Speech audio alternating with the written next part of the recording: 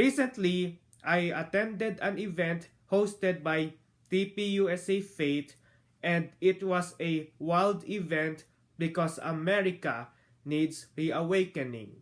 These are some points I learned from the event.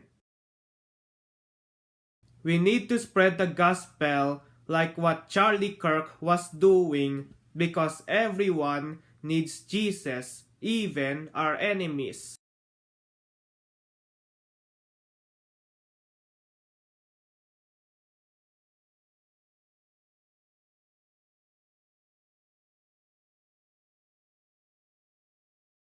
Abortion is murder.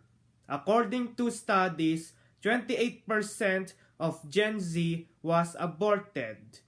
As the future generation, it is our responsibility to reverse this horror. God created life, so we have no right to take it.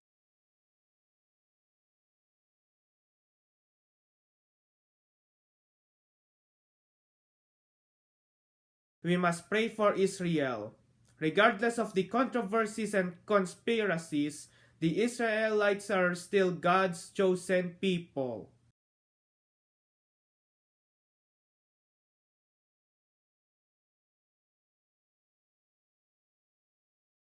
Our negative thoughts are not ours.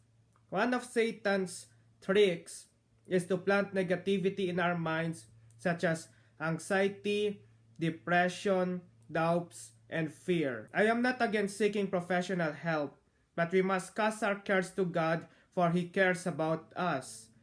By the power of God, we will not let Satan plant negativity in our minds.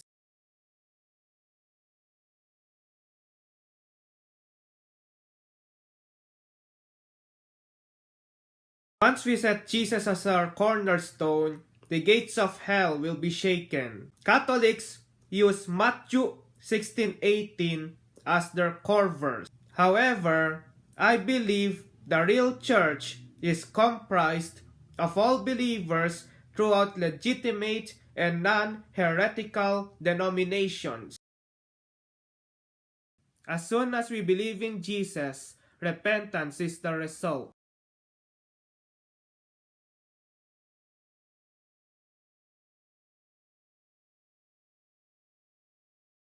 As I said on this video on my political channel, America is not a theocracy, but it is a Christian nation. May the TPUSA movement inspire a new generation of Christians to spread the gospel as we live for our Lord and Savior, Jesus Christ. America needs a new awakening.